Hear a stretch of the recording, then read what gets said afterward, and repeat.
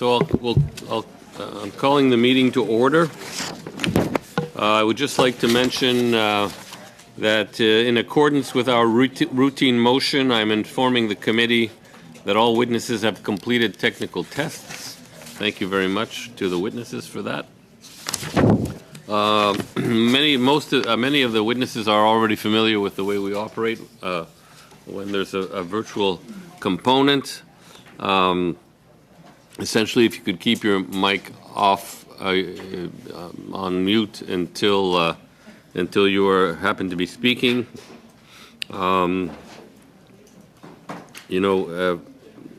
Members are familiar with the routine as well. And so today we begin meeting number 38 of the committee, and we are having our first meeting of witnesses on Bill S5, an act to amend the Canadian Environmental Protection Act, 1999, to make related amendments to the Food and Drugs Act and to repeal the perfluorooctane sulfonate Virtual Elimination Act. So we have with us, for our first panel, we have three panelists. Nous avons de l'association... From the Association québécoise des médecins pour l'environnement, we have Dr. Claudel Pétrin-Desrosiers, family doctor and president. I believe she's on screen. Hello, doctor. And from Environmental Defense Canada, we have Cassie Barker, senior program manager, Toxics. And from the David Suzuki Foundation, we have Lisa Gu, Manager of National Policy. All witnesses have 3 minutes for opening remarks, and then we will move on to questions. Now, without further ado, I would like to ask Ms. Dr. Claudel Pétrin-Desrosiers to take the floor. You have 3 minutes. Hello to all of you. Thank you for inviting me to appear today. I would like to start by saying very clearly that without a shadow of a doubt, I am in favor of an update and adequate strengthened reform of the Canadian Environmental Protection Act. After more than 20 years, it's about time, as they say.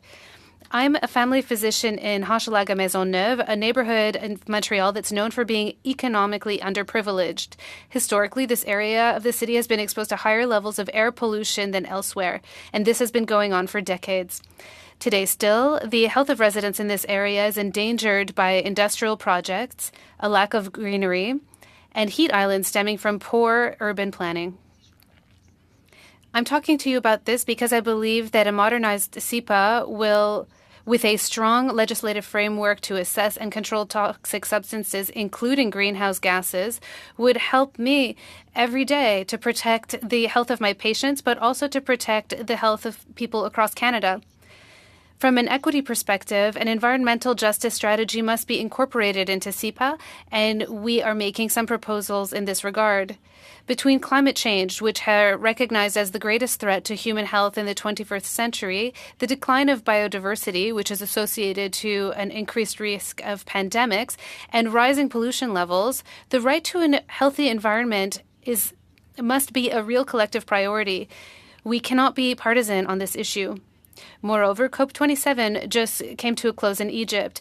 In their final document entitled Sharm el-Sheikh Implementation Plan, the Minister of the Environment, the Honourable Stephen Guilbeault, who was representing Canada, recognized, along with all of the UNFCCC member states, the importance of the right to a healthy environment.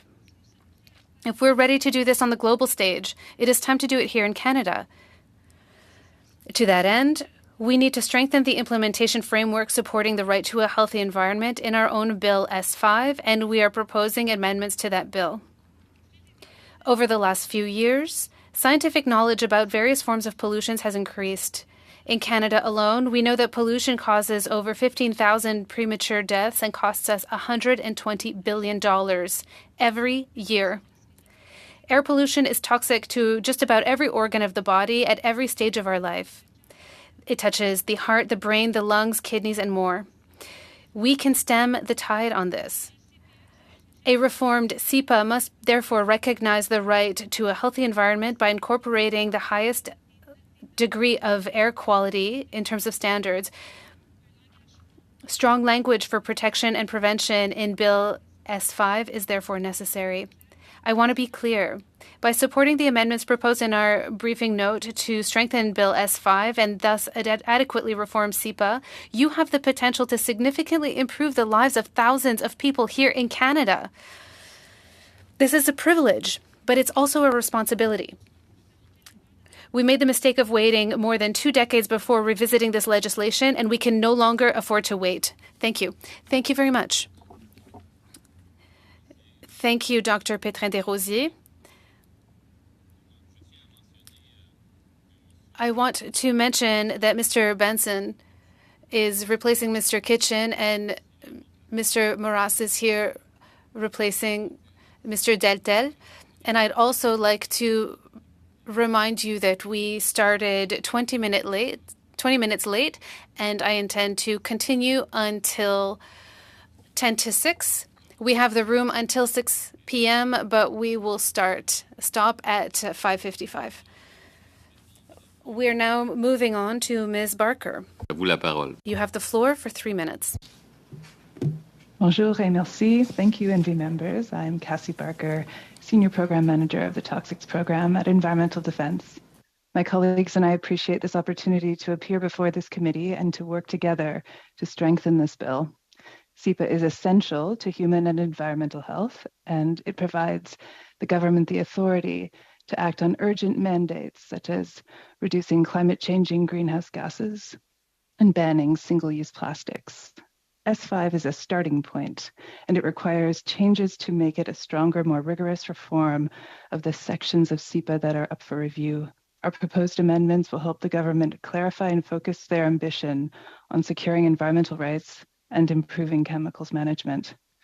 I would like to raise 2 transparency-related issues in our proposed amendments. In our submission, this is recommendation 2, which relates to labeling, establishing a new requirement for the minister to ensure harmful substances are disclosed on the labels of consumer products. This is in clause 20.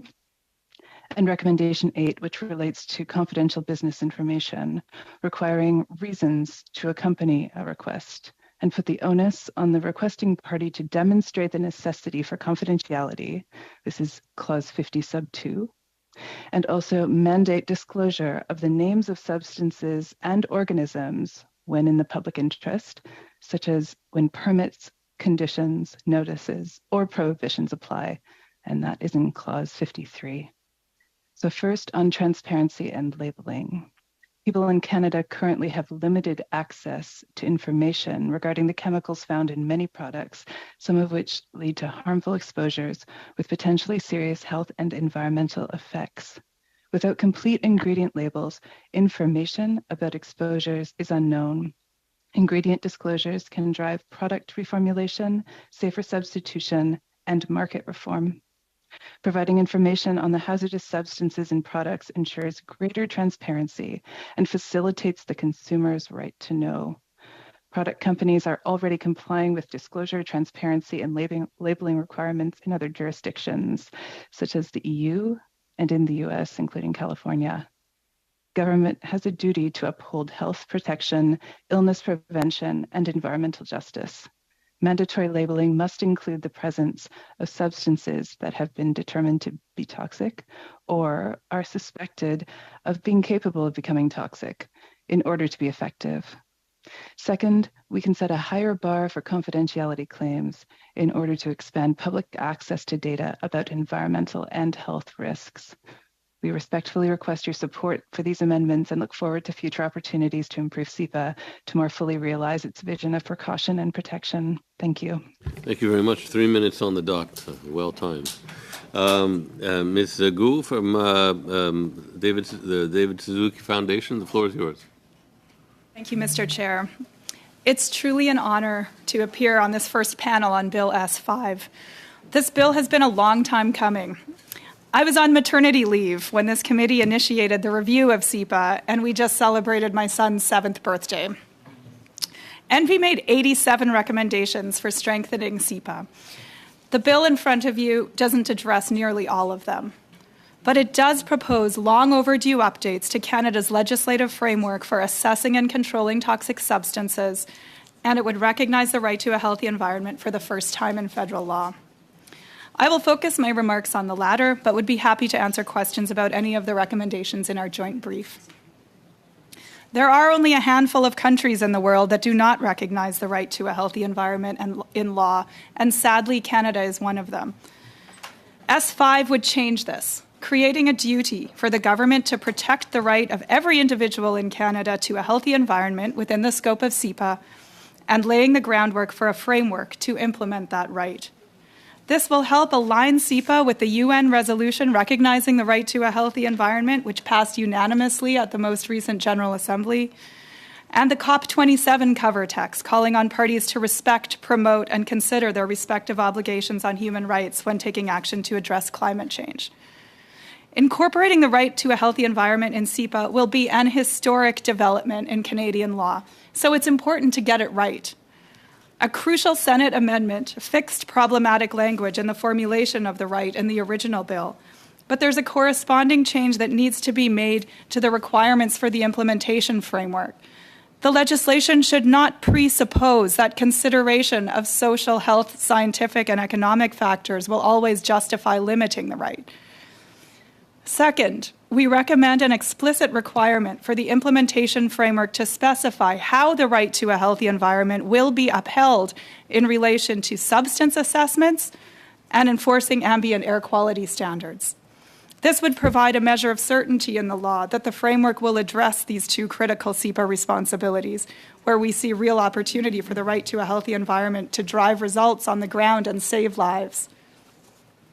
Third, we recommend incorporating key principles related to the right to a healthy environment into Section 2 of SEPA as administrative duties.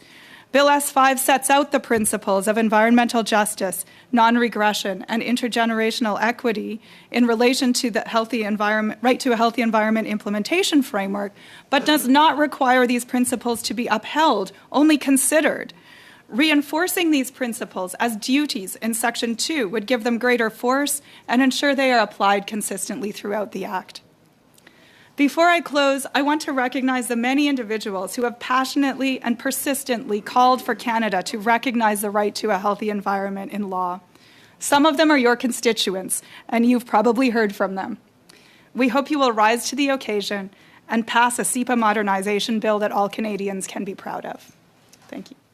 Thank you very much. And that takes us to our first round of questioning, which is the 6-minute round. And we start with Mr. Kurek. Thank you very much, Chair, and thank you to the witnesses for kicking off the S5 study.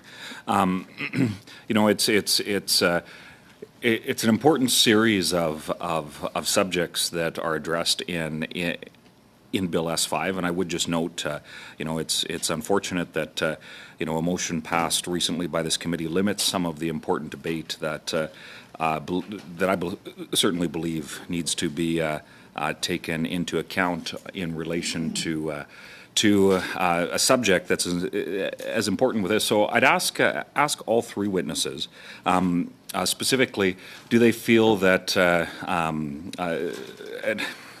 one of the issues that I've certainly come to find very important to address, and I'm hoping you can provide some insights.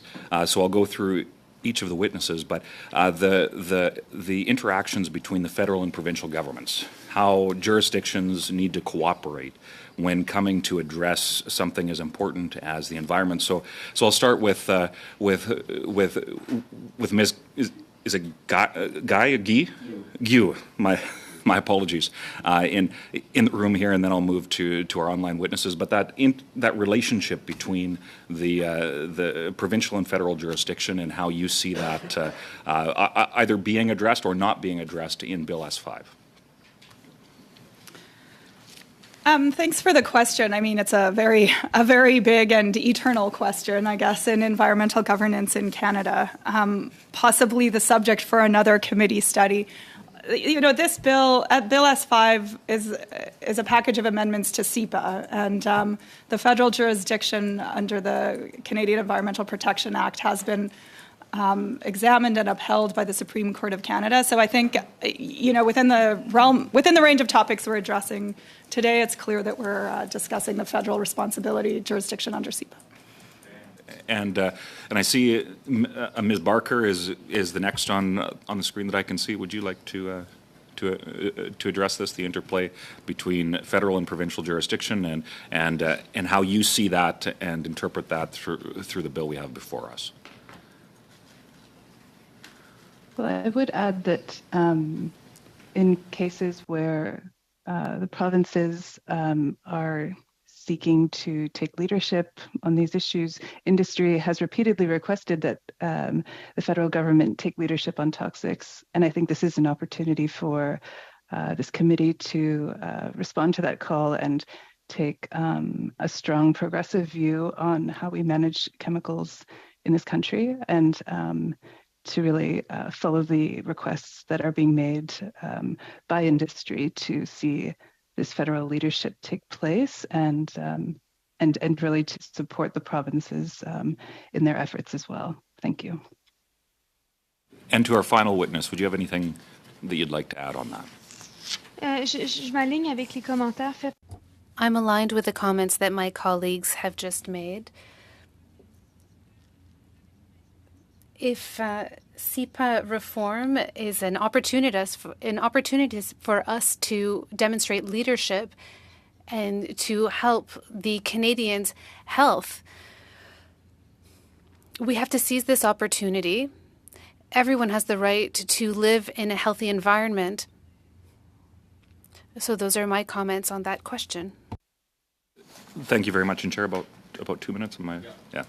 So Ms. Barker, in your comment, you articulated some of the concern about stakeholders and industry, and I'm wondering if you'd care to expand a little bit on the important aspects to making sure that that stakeholders, including those within industry, including those within different aspects of the economy, the renewable and green tech sector is also affected by this. So I'm wondering if you'd care to expand about some of the impacts that you see S5 having on I guess generally the economy. There's about a minute left, I believe.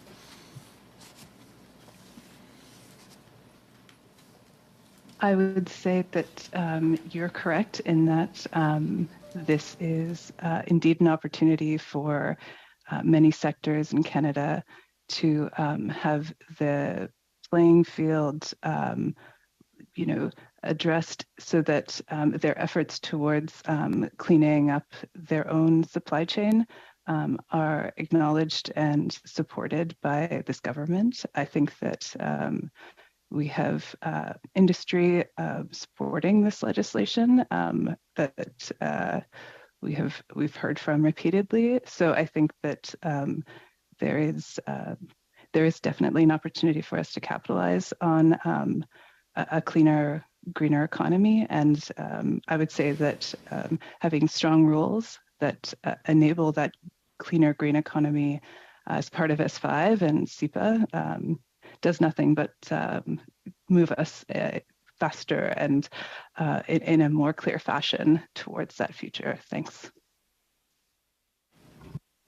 Is there a second for me to just add, Mr. Chair? Yeah, just like 10 seconds. Maybe. Yeah, just very quickly. I mean, I think we all, it's clear that the future global economy is a clean, green economy, and strong and effective and up-to-date environmental protection laws are going to be crucial for leveling the playing field and, as the previous speaker mentioned, ensuring clarity across the board and positioning Canada to succeed in that economy. Thank you. We'll go to Mr. Longfield now. Mr. Chair, thank you to the witnesses for 7 years of work in some cases with our committees, whether it's here or in the other place. I have looked at the testimonies from the other place, and there was a lot of good discussion there. And I thank you for that as well. That's helping us to get a bit of a head start. Ms. Gu, you mentioned the recent United Nations resolution October of last year, I guess it was, adopted Resolution 4813, which recognized the right to a clean, healthy, and sustainable environment. Is this the type of wording that we should be looking towards for this legislation to include the other words here of clean, healthy, and sustainable environment? Just a quick update. I think you're referring to the resolution passed by the United Nations Human Rights Council last October. And as an update to that, the Human Rights Council actually brought the resolution forward to the United Nations General Assembly, and a resolution at the General Assembly passed with unanimous support, including the support of Canada, just a few months ago. So, I mean, I think there are slight differences in how the right is expressed in different statutes, resolutions, constitutional texts. I think the language, in our view, the language is in Bill S5 it captures the essence of this right, but the complementary wording in the UN resolution provides helpful interpretive value as well. Also, just staying with you for a bit here, in the discussions that the Senate had, there was a lot of discussion around data and access to data when we look at the substances that are on the domestic substances list and how we give access to that. There are 30,000 substances on that list. So that's a list to manage for sure. November 4th, Environment and Climate Change made a new tool available to the public that links users to the draft and final screening assessment reports for substances under SEPA. Section 13.2 has proposed an amendment that seeks to ensure the Environment Registry is maintained as a database. Have you had a chance to look at this existing tool from Environment Climate Change Canada and to know whether this is satisfying what was being discussed in the Senate prior to it being introduced? Yeah, thank you for the question. The SEPA registry is a very important tool already established, always room for improvement for sure. I unfortunately haven't had an opportunity to explore this this new search function, but those are documents that are available already on the SEPA registry. I mean, while you raise the issue of public access to data, the search platforms is one question, but I think the bigger issue that we would bring before the committee is the need to really better control claims for confidentiality in the data that is submitted to the federal government in relation to SEPA responsibilities. So Bill S5 makes one important step in this direction by requiring persons submitting data to provide reasons with their requests for it to be kept confidential. And I do accept that the Government of Canada has responsibilities to protect confidential business information when it does indeed meet that test. But the problem is that right now, those claims are automatically accepted. So we are proposing, and you'll see it outlined in our brief, an amendment to Bill S5 that would create a presumption of non-confidentiality and require the minister to review those claims with reasons and only approve claims that are indeed legitimate. And by the way, we see in reports from the US EPA where confidential business information claims are routinely audited, that as much as a third are actually rejected, found to be inadmissible. And presumably many of those same claims are being made in Canada and are being automatically approved due to lack of oversight. And you're actually leading into my next question for Ms. Barker, and that has to do with TSCA in the United States. We have a lot of business between companies on both sides of the border, and as we look at how other countries are managing toxic substances, is there something that we need to pay attention to from TSCA in the United States in terms of things that were just mentioned around approvals, or are there any other things we should include in our study? To Ms. Barker. Thank you so much for the question. I would say that Canada has done a better job of framing, where TSCA has not necessarily deemed substances to meet their threshold where their restrictions necessarily come into play, the way that cephatoxic is actually quite a useful tool for triggering criminal and other kind of powers that the federal government is unable to use for substances that meet our toxic substances threshold. So I would say that we do have some very useful and powerful tools, but I would say that unfortunately, those tools aren't necessarily all put to use in managing chemical substances. Thank you. We'll have to stop there. La parole. The floor goes to Ms. Posey. Thank you to our witnesses for being there today. I would like to make a statement before I get into my question.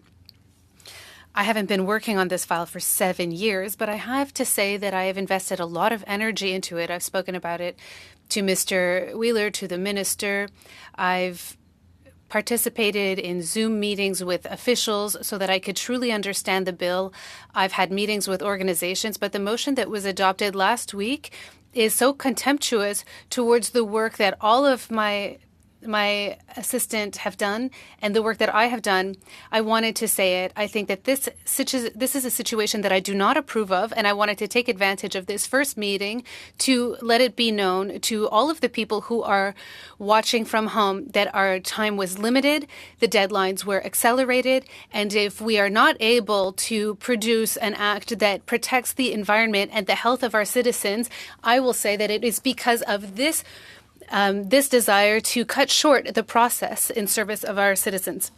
And now I'm done. Now my question for you, Mrs. Q. Your organization is asking us to create a framework for management plans, and you say that without proper requirements and deadlines in this act, there are years-long delays or decades-long delays for implementation of control measures. These delays are harmful to people's health, for people's health and the environment. If we wanted to be up to date, if we wanted to keep up with the progress that we're seeing in the scientific fields, can you elaborate on the recommendations that you're proposing for S5? Thank you for the question, Ms. Posey. Indeed, there is a huge gap in the current bill. All of the improvements that I mentioned,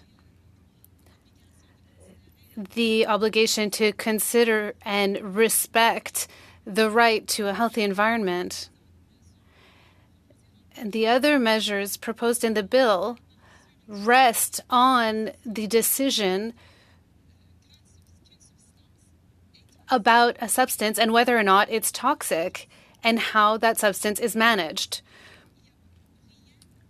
Unfortunately, there's nothing in the current act or in the current bill that will ensure that these risk management programs are implemented. This is what we recommend. And I think that my colleague in the second panel will talk to you about this at greater length. But we are recommending that we set clear deadlines for completing the risk assessments and also a timeline for publishing the regulations that are proposed to control the toxic substances. So we need a requirement and that the minister has to respond to the implementation of the risk management plan once we have one. I now have a question for Dr. Pétrin Desrosiers. You're the co-author of a report on Canada that was recently published. You are also co-signatory of a document that was sent to the government that says that we need to reinforce the Canadian law. And it says that in the Act, chemicals are marketed and used before we truly understand their effects on human health and the environment. And you give an example of cosmetics. Do you know any jurisdictions where laws on chemicals are good models to follow, and what can we learn from them? Thank you for your question. This is a complex question because these chemicals work in many ways and the connections aren't always direct. Often there is an accumulation of effects from various chemicals and they make the assessment very difficult. However, we are exposed regularly to toxic substances.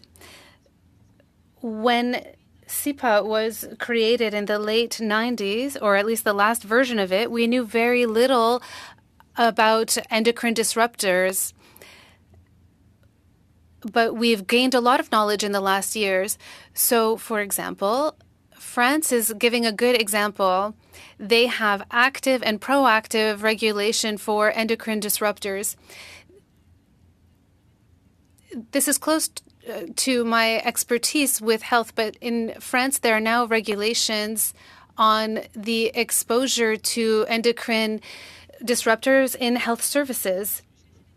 I'll try and be as clear as possible, but in a hospital setting, it's often that we have to rehydrate people with bags, and the tubes that are used contain endocrine disruptors. So in France, there are measures that have been put in place to reduce that exposure. So I think that we can take some lessons from France where they have made some progress. Thank you so much for such a tangible example. That helps. I have another question for Mrs. Gu. In the previous act, we were talking about eliminating pollution, and now we're talking about controlling and managing it. Do you feel like we're moving backwards instead of forwards? You have about 15 seconds to answer.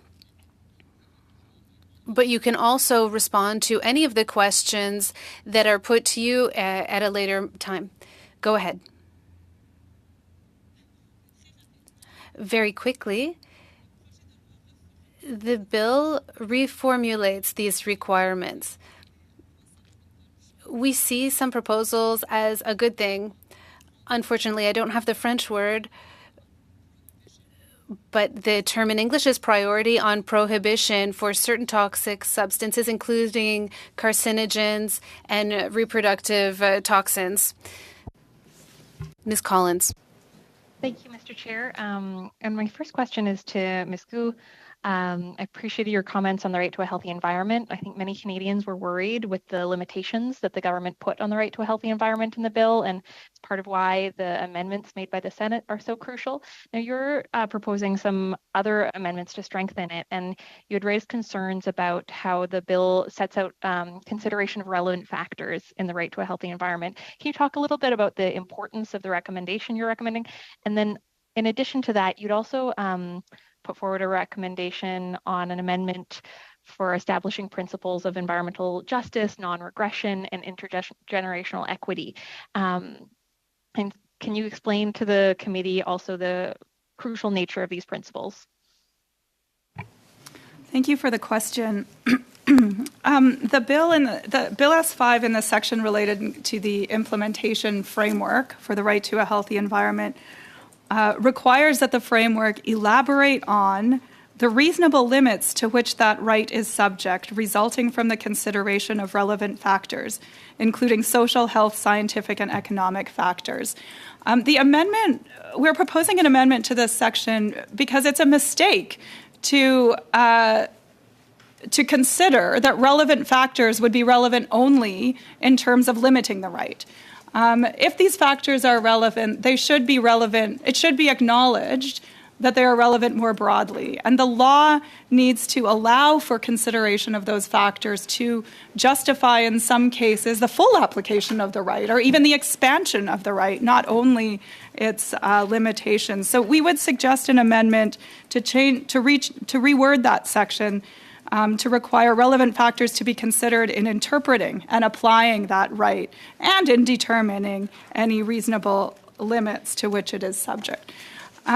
In terms of these key principles of the right to a healthy environment, I'll highlight first the principle of environmental justice, which is something that this committee so recently examined in its study of Bill C-226.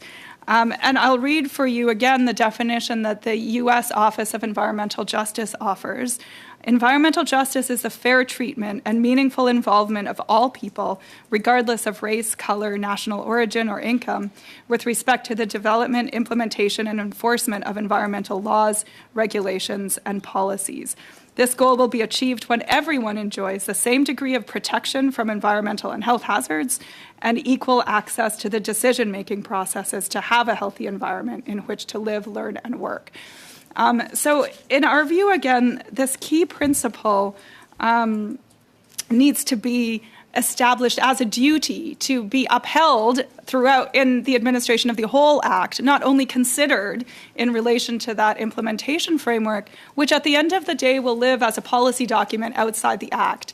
So this is the opportunity for you, the legislators, to establish, to anchor these essential principles in the law and ensure their application throughout CEPA. Very quickly, the principle of non-regression is borrowed from international human rights law and prohibits backsliding or weakening of environmental protections once granted in the absence of scientific in the absence of a scientific basis.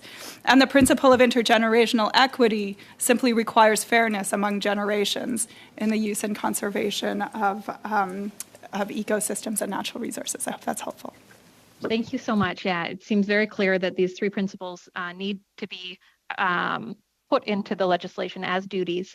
And you talked a little bit about how, especially the principle of environmental justice as a duty is complementary to the Bill C-226 on environmental racism.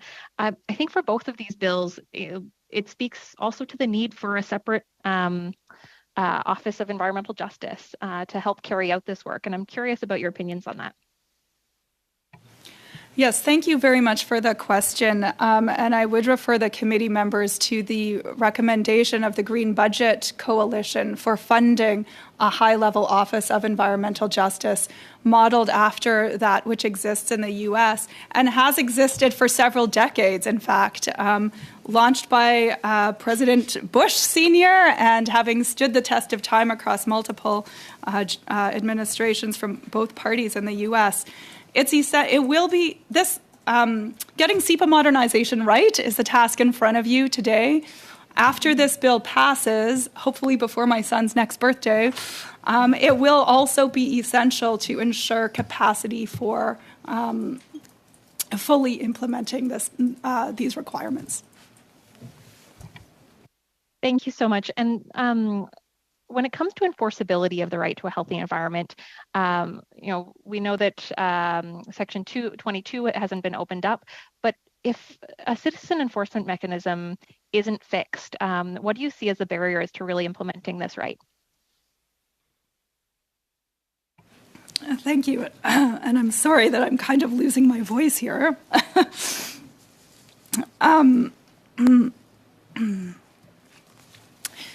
In brief, this is another huge gap in Bill S5, the failure to strengthen citizen enforcement provisions in CEPA.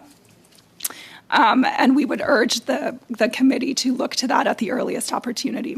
Thank you. Thanks very much.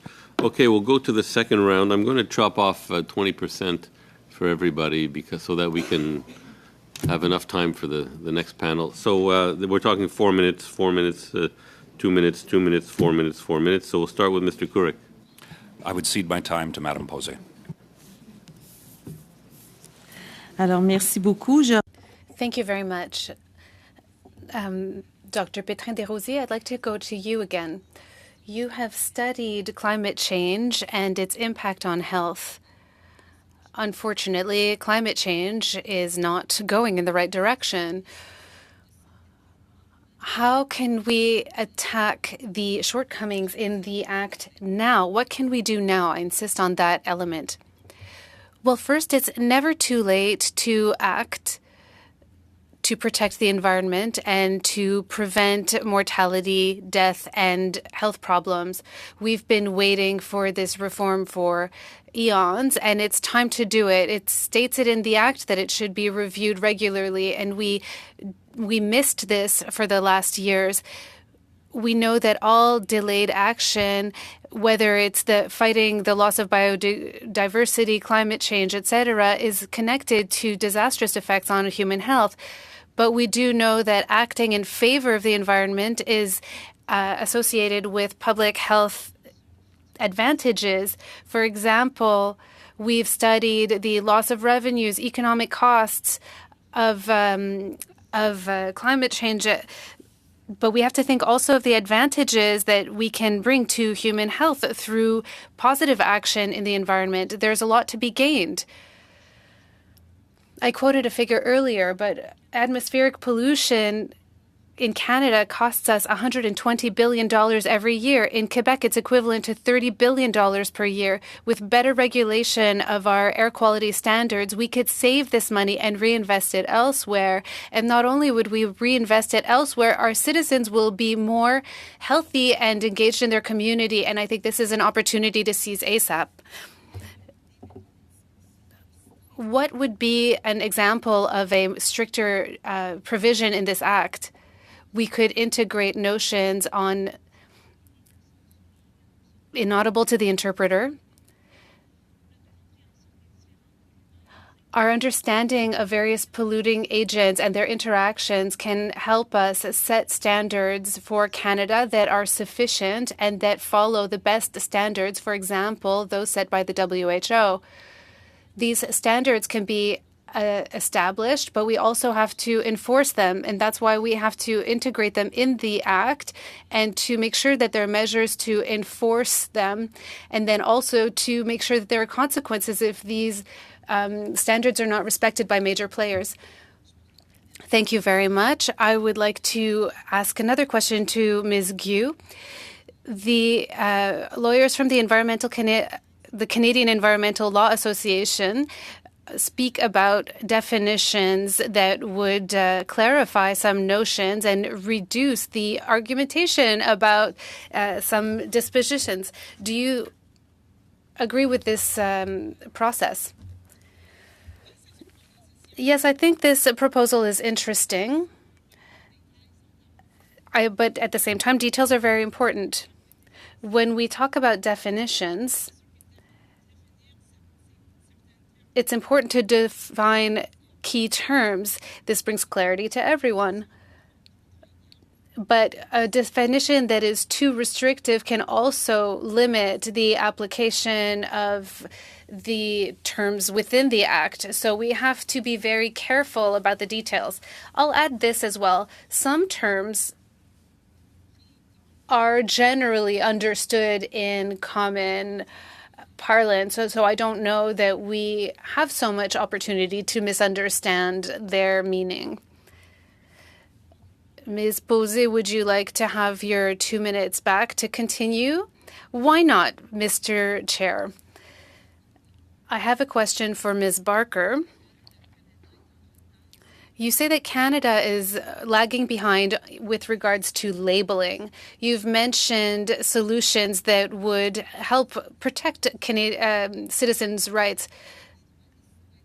So how can we help Canadians understand what they're consuming and to also serve companies that want to have to protect their confidentiality?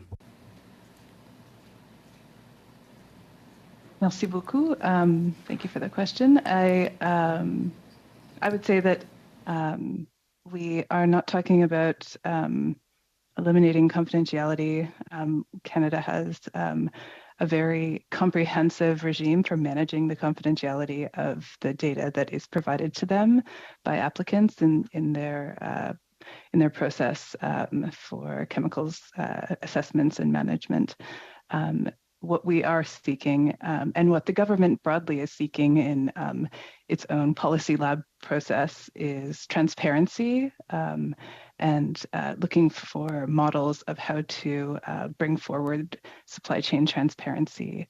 And I think that labeling is only one piece of the puzzle in terms of disclosing ingredients. But as I mentioned before, in the EU, in California, companies are disclosing and labeling at a much higher standard than what we currently are seeing in Canada.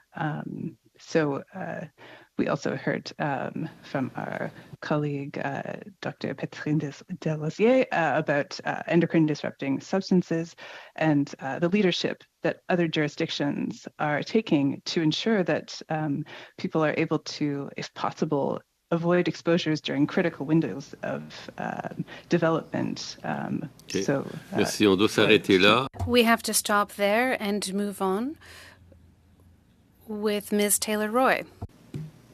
Merci. A first thank you to the witnesses that are here, not just for being here, but all the work that you've put into making recommendations to us and meeting with us and ensuring that we have a good sense of what your concerns are with this suggested legislation that's before us. I'd actually like to start with one issue that the member opposite mentioned about the need for deadlines. The delays are harmful to people's health and the environment. And I'm wondering in that context, given that it's been 23 years since this legislation was last updated, whether you feel that there is an urgent need to pass this legislation and that we should be trying to move forward without any unnecessarily delay tactics, and to get this done this year. What are your thoughts on that, Ms. Gu? Well, I mean, of course, I would be very concerned by any delay tactics to delay, any parliamentary tricks to delay passage of this important legislation that's been so long in the making. We do, however, we call on this committee to do a to thoroughly consider the bill in front of you and make the amendments necessary for it to really to roll up your sleeves, go the distance, make this the best bill that it can be. I don't think that has to be a long process. The reality is that this bill, or the original version of this bill, was actually introduced in the House before the last election. After, as I mentioned, a lengthy process of review, including examination by this committee and multiple engagement processes led by Environment and Climate Change Canada. So I think the committee is well positioned to examine the issues, without delay. And I hope you will see fit to consider the amendments, to approve the amendments that we are recommending. And I would love to see an improved bill passed by the end of the year if that is possible. If it takes a bit longer to get it done, I can wait a bit longer, but let's make sure to avoid any further unnecessary delays in updating SEPA. Thank you very much. And do you feel that you've had sufficient time to meet with members in testimony to the Senate and to this committee, given the timeline that we've established? Well, again, thank you for the invitation to appear before you today. We have submitted to you in fact, the NGOs on both panels today have submitted a joint brief to you to make maximum efficiency of your reading time. So we are available to you to continue this conversation as needed. Thank you so much. And cette question s'adresse à Madame Petrine. This question is for Dr. Petrine Desrosiers. Please forgive my French. I don't speak it very often. We know that our habits affect the society and the environment. Can you explain to the committee how the healthcare system can help support environmental protection and how this refers back to the legislation that we're studying today? Please answer quickly. You have about 25 seconds. Thank you. Healthcare systems contribute 5% of greenhouse gases, and therefore they have some responsibility. The Canadian government has implemented measures to reduce the environmental footprint of the healthcare system.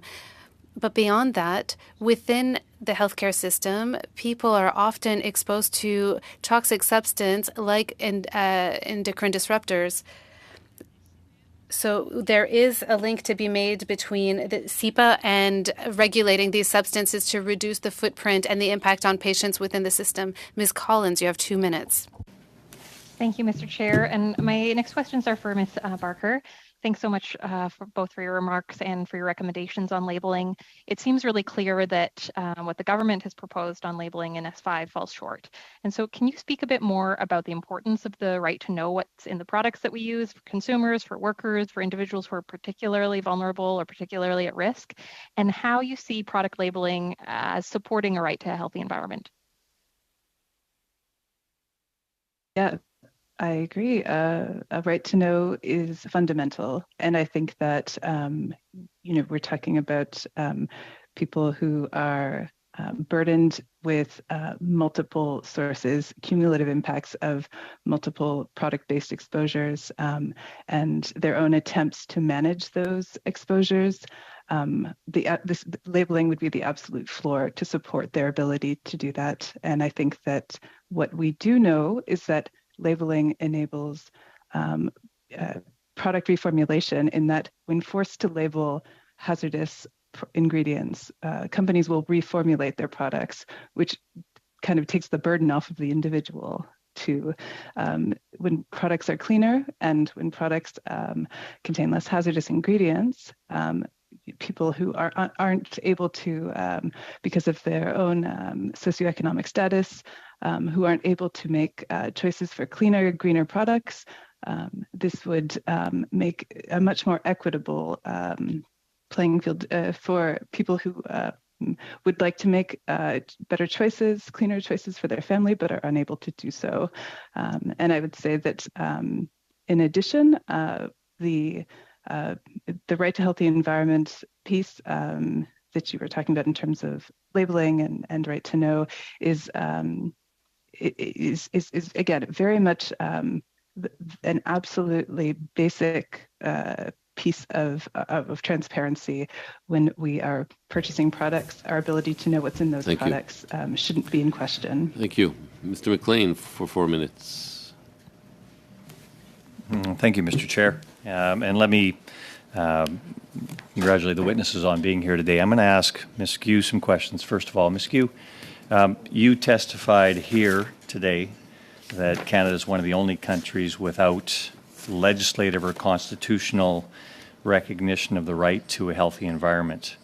And you also talked about that being passed unanimously by the United Nations, which is all very interesting, especially when you look at the map of the countries that have constitutionally enshrined this or constitutionally provided provisions for a healthy environment. All those countries you list here, which are the majority of the countries in the world, do you think the majority of them have better environmental practices regarding these types of hazardous materials than we have in Canada? Yeah, thanks for the question. I mean, of course, the rule of law is the crucial factor in translating legal obligations to results on the ground. And we know that, unfortunately, not all countries have effective rule of law systems in place to ensure that even constitutional obligations are upheld. But comparing apples to apples here, looking at Canada's environmental performance compared to other kind of what we might consider our peer jurisdictions, I would actually encourage the committee to invite Dr. David Boyd as a witness. He has examined this very question. He's one of the leading academics in the area of environmental rights Ms. and Gue, UN Special Rapporteur. We've invited you. We've accepted you to be here. Quickly, the punchline is, the answer is yes, that countries that recognize a right to a healthy environment do tend to perform better on all manner of environmental Okay, so let me ask the blunt question then. Of all these countries that are colored in the map that's provided in here as far as environmental rights, do these countries, by and large, have better environmental outcomes regarding these chemical management than Canada has? Well, again, I mean, we can't compare apples to oranges. Well, yes, we can. Yeah. Do they have better environmental outcomes for things like dumping toxic substances into rivers, better life outcomes as far as length of life, quality of life, morbidity, mortality, all these things we actually measure. Do these countries have better outcomes than the current regime that we practice in Canada, where we actually enforce the law?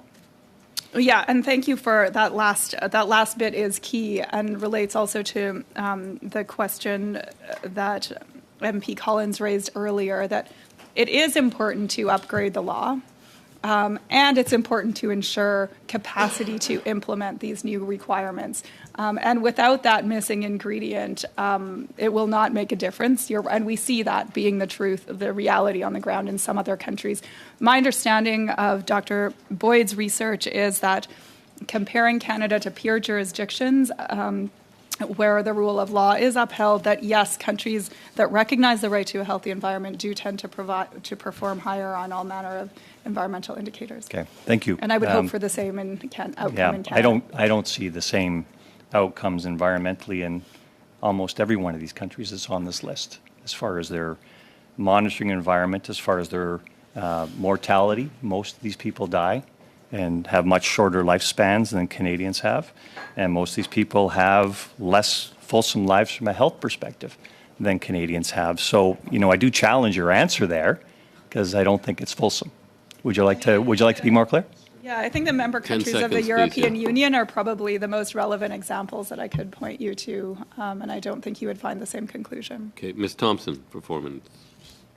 Thank you. And Ms. Gu, if I could begin with you, and actually to go back to conversation with Ms. Collins, and you just referenced that, and it is around the principles of environmental justice, principles of intergenerational equity, which I think are so very important, and thank you for bringing that forward. Could you speak to how indeed this can be achieved? But could you drill down a little more in terms of how we can ensure that this does become a measured outcome, or as much as you can measure it, but certainly an outcome of the Act? Yeah, thank you for the question. And these proposals as amendments to SEPA will complement the requirement under Bill C-226, once passed, for a national strategy on environmental racism and environmental justice.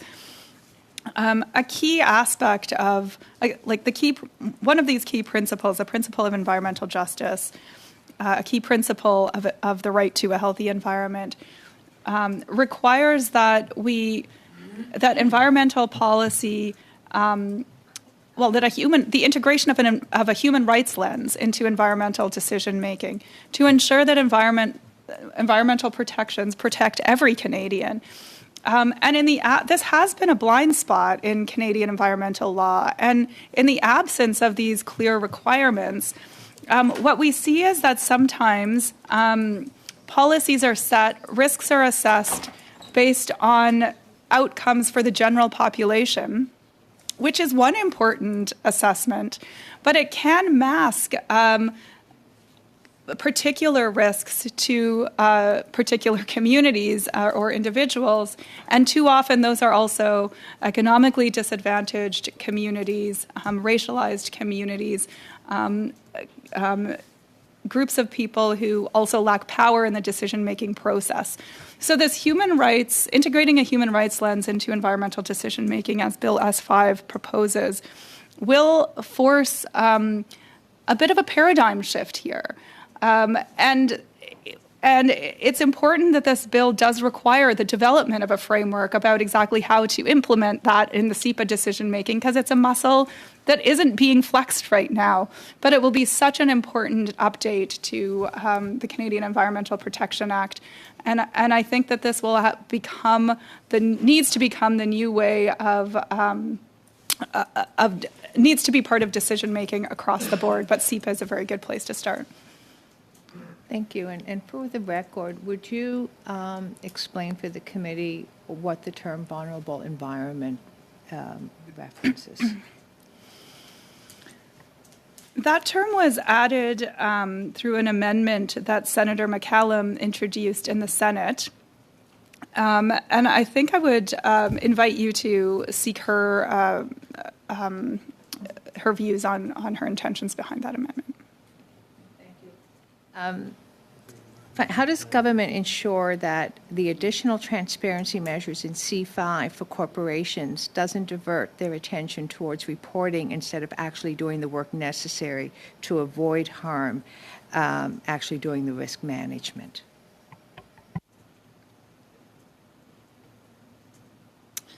Are you referring to the new requirement for reasons to be provided with confidential business information requests?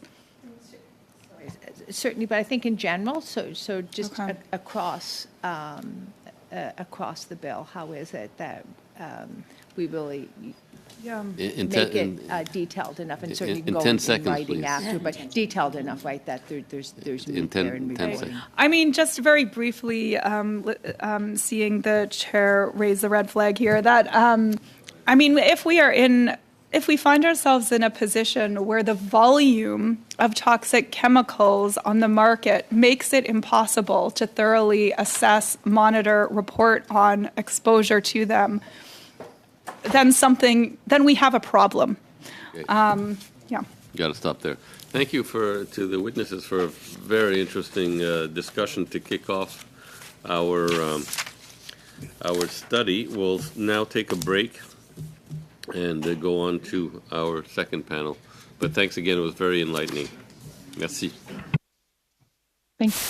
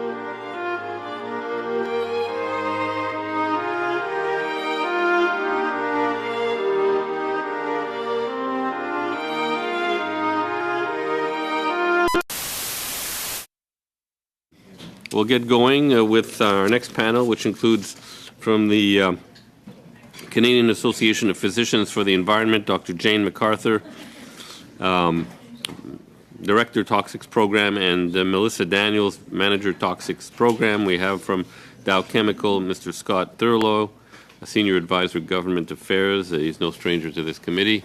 And from Equal Justice, we have Dr. Elaine McDonald, Program Director, Healthy Communities, Each set of witnesses has 3 minutes, and we'll try and get it all done by 10 to 6, which I think is possible. And so we'll start with, I believe is it Dr. MacArthur who will speak for the association? Actually, my colleague Melissa Daniels will be speaking. Okay, yeah, Thank okay, you. thank you. Thank you. Ms. Daniels, for 3 minutes, please. Yeah.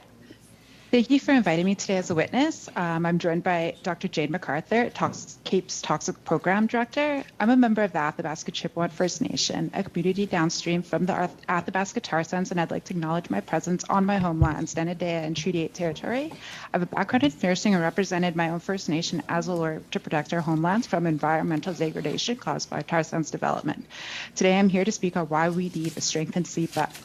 Being downstream from one of the largest industrial projects in the world has shaped who I am as a person. SEPA has been in existence since I was a child, and despite being our primary environmental legislation, I've witnessed its failures to protect our homelands and our people.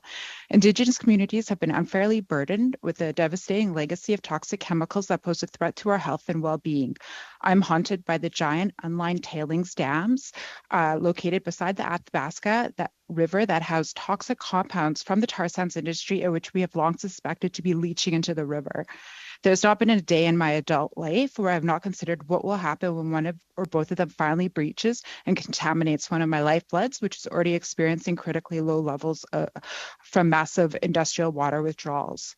The change of seasons is a significant time to our people, and spring marks a time of renewal and rebirth. The season officially begins when the snow melts and river breaks up, but instead of celebrating, I experience overwhelming anxiety because it also marks the beginning of our annual oil spill that industry creates through its release of toxic emissions that accumulate in the snow during the winter months and run off into the river when it melts. Our spring rainfall once represented a time of sacred cleansing, but now due to climate change, we experience floods, and I cannot help but to think, is this going to be the one that causes the tailings dam Excuse me, Dr. Ms. Daniels, could you take your background is blurred, and I know this sounds odd, but it can apparently impact the sound quality. And so the interpreters are asking if it's possible to deblur. Yeah. There we go. Okay, thanks. Okay. Go ahead. Absolutely. Okay, so our spring rainfall, because of the floods, I cannot help but to think what is going to happen when the tailings dams breach. Is this going to cause it? Is there a plan in place to protect our community, to protect our river, to protect our future generations? Despite calls for a comprehensive health study on the impact of the tar sands development on downstream communities, we've never had the same completed. And I firmly believe that had they been located somewhere else, the government would have demanded industry build a world-class water monitoring facility, and yet we've been left unprotected. Hydraulic fracturing for natural gas also occurs in Treaty 8, and we have no idea what industry is injecting into the bones of Mother Earth or the cumulative and synergistic effects of mixing all these toxic compounds together, because this information, unlike our health and the environment, is deemed protected. While we are dehumanized, our homelands are being destroyed by uncontrolled industrial development, and we deserve both justice and accountability, which includes not only transparency, but also clearly delineated timelines when it comes to assessing toxic chemicals and obtaining safer substitutions. SEPA is supposed to be reviewed every 5 years, and yet here we are almost 25 years later, finally getting around to strengthening parts of the Act. And while I'm grateful to be included today because Indigenous people have been structurally excluded from participating in processes like this, I do not bring good news. Our communities have been ringing alarm bells for decades about the devastating health and environmental impacts of industrial development that have been largely ignored by decision makers. Thank you, Ms. Daniels. Ms. Daniels. Environmental legislation that is pushed through and not impactful. Ms. Daniels, we'll have to stop there, but actually this committee in 2007 did a study of the Athabasca River watershed using the work of Dr. David Schindler, so you're bringing back some interesting testimony. We'll go now to Mr. Thurlow for 3 minutes. Good evening, Mr. Chairman and members of the committee. I am here on behalf of Dow Canada. Dow operates in over 30 countries, and we strive to be the most innovative, customer-centric, inclusive, and sustainable material science company in the world. Given our global footprint, our company has a great deal of experience on the issues of chemicals management around the world. Bill 5 does a lot of crucial things, but the most important is that it sets the stage for the next phase of chemicals management in Canada. True to CMP's history, it mandates that the ministers engage with stakeholders to establish a new set of assessment and management priorities. The ongoing engagement of stakeholders is key for ensuring that Canadians have confidence in the products that they use every day and are assured that the safe management of substances is being carried out by the ministers. The Dear Ministers clause created by Section 76 sub 1 is a new tool for establishing that confidence and complements existing information gathering provisions in the Act. The ministers will also engage with Canadians on incorporating their right to a healthy environment into the administration of CEPA. Who better than Canadians themselves to engage in that discussion? Without delving too deeply into the substantive debates at second reading, there were many points raised by all of the parties, and we would be pleased to offer comments on. Whether it is the so-called watch list, the new bifurcated Schedule 1, the demands S5 places on confidential business information, and the Senate's suggestions, we would be happy to answer any questions about these subjects that you may have. How a substance is sent or added to Schedule 1, Part 1, the substances of highest risk, is an important discussion and requires extensive consultation. Knowing that a priority will be given to prohibition, we must create a system that recognizes the role of transformative chemistry in the economy. Dow would support an amendment that would add precision to those substance designations to ensure only the substances that are truly a risk be captured on this list. I would welcome questions from MPs on the perils of using hazard markers for substance deselection without appropriate scientific context and exceptions. On the issue of confidential business information, I want to be clear that industry has no issue providing information confidentially to the government. We are confident that the government will use that information to protect the health and safety of Canadians and preserve its confidentiality. Changes in this space may not have their intended impact, but could certainly benefit our competitors. We urge the committee to be mindful of this as it considers this bill. Finally, I'd like to flag the so-called watch list, which is being proposed by the ministers.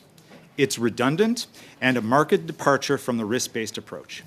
If the government wants to send a message about to industry about the use of a substance, a significant new activity notice accomplishes this task by requiring industry to obtain permission from the government before a substance is approved for a new use or significantly increased volumes. That speaks loudly, I can assure you. Okay, I would implore this committee to consider an off-ramp for that clause. Okay, I would welcome your questions. Stop there. We'll now go to Dr. McDonald. Good evening, and thank you for inviting me to testify to this important bill. I appeared before this committee 6 years ago, I think, when it first began its review of CEPA, so I'm very pleased to be here to speak to Bill S5 after all of this work. Not quite as long as Lisa and her mat leave, but anyways. My colleagues already addressed several of our joint recommendations for strengthening the bill, so I don't want to repeat those, given my limited time. But I do press upon the committee to build upon the amendments made by the Senate and the wisdom of the Senate to uphold things like the watch list, and also to strengthen the recognition of right to healthy environment, including the framework and the recognition, as Lisa spoke to. I'm going to speak specifically to amendments we're seeking with respect to timelines and ensuring accountability, which my thunder got stolen a little bit by some of the questions, but I'm going to go ahead anyways. Specifically, we're seeking amendments to three clauses within the bill with respect to timelines: the planning clause in Section 19, Clause 19, toxic substance assessments in Clause 21, and risk management of toxic substance in Clause 22. These clauses are where the rubber hits the road, and let me explain. Priority planning, which Scott just mentioned, is based under Clause 19, is very similar to the chemicals management plan. But there's no requirement within the priority planning section to set timelines or update the plan. So we are recommending amendments to require timelines and plan updates to ensure the plan remains current and is updated at least every 5 years. Delays in the assessment and management of toxic substance equal delays in the implementation of many of the important provisions my colleagues spoke to, such as strengthening that strengthen the bill, such as the recognition of right to the healthy environment, consideration of vulnerable populations, cumulative effects. Waiting several years for an assessment to be finalized after submitting comments is unacceptable, and I am in that place right now on several comments I have submitted. 5 years on some of them. It only puts the environment and human health at risk because action delayed is action denied, but it also undermines public participation. To prevent multiple year delays, we recommend a 1-year time limit between the proposed and final risk assessments. But we also allow for an inclusion of an extension if additional data is required or additional studies. Lengthy delays can also occur in implementation of risk management plans, which typically involves several measures. The SEPA clock, as it is colloquially known, refers to timelines written within SEPA requiring one risk management regulation or instrument to be proposed within 2 years and finalized within 18 months. There is no such timeline for subsequent regulations or instruments in the risk management plan, and it's very common for there to be multiple ones, and this leads to years and years of delay. Bill S5 requires a minister to publish a statement respecting the development of subsequent regulations and instruments that specify to the extent possible an estimated time frame. But to provide greater certainty, we recommend Bill S5 be strengthened to require timelines for every planned risk management regulation and instrument. And those timelines, to the extent possible, should correspond to the 2-year SEPA clock requirement. Thank you. And I think I'm out of time. Yeah, thank you. Thank you. Madame Posé, est-ce que j'ai bien compris, vous voulez... Ms. Posey, did I understand correctly? Did you wanted to grant 4 of your 6 minutes to Mr. McLean? You understood correctly. Mr. McLean, you're first. You have 10 minutes. Oui, on va y aller. We'll do it all in one shot. Yeah, go ahead. Okay. 10, but... All right. Well, thank you, and thank you to the witnesses for being here today. My first question is going to be to Mr. Thurlow. You talked about the importance of the watch list that's being put together here. And that watch list, this is important legislation. We've been looking at this for quite some time since it was put on our plate here in Parliament.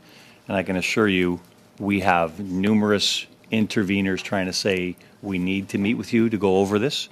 And I know we're parsing that in this committee as far as the number of people that can get to this. And we're parliamentarians. You know this, Mr. Thurlow. We don't know the chemistry the way you do. We don't know how this is going to interact with all the biological factors the way you do. We're all drinking from a fire hose here as far as the changes we need to make in order to get good legislation for Canadians. So with that preamble, we're looking at trying to do a deep dive on what we need to do here. It's legislation that's been designed over a number of years with the input of experts, of people that are actually involved in this business, like your company and your industry association. And I would ask that there have been many changes to this along the way. Would you suggest that some of those changes in the other place have been less than constructive? And if so, what damage in the to the chemical industry management in Canada has been done by potential amendments that happen on the way here? And how would we address that? So there's a lot in that question, and I thank you very much for it. And Mr. Chair, I implore on you not to give me homework the way that the chair of the Senate committee did. And in the homework assignment that he gave me, he asked us to research every other jurisdiction in the world to find a watch list, and we couldn't. So this asks the question about why we need this watch list. Now, as it has been explained to us, the watch list is a signal to industry to avoid the use of certain chemistries after a risk assessment has been completed and has been deemed to be found not eligible to be added to Schedule 1. It is a tool to send a signal to industry to avoid the use of these substances. As I said in my opening remarks, if government wants to do that, a significant new activity notice does that job admirably. If you want to send a signal to industry to tell them to stop using something, a stop sign works. And that's what a SNAC is. We need to have permission after a SNAC is put in place to increase our use of a substance or to change the use of that substance. Now, I'm not going to say we have to delete the watch list, although I would like you to delete the watch list. At the very least, can we have an off-ramp so that if the hazard profile of a substance changes because of new scientific evidence, a petitioner, a citizen, a company can go to the minister and say, we have this new information, please remove the substance from the watch list. So that's part of the answer to your question. Now, on the Senate, I mean, what the Senate did to the watch list was it said, well, we'll take it off the watch list if we add a substance to Schedule 1. Well, that's a little bit of a coy move because they've then decided that the substance has to be managed, so there's no point in it being on the watch list anymore. It's no longer sending that signal to industry.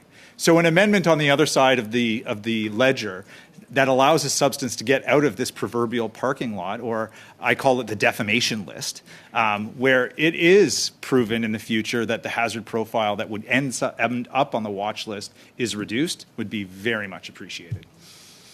Thank you for that.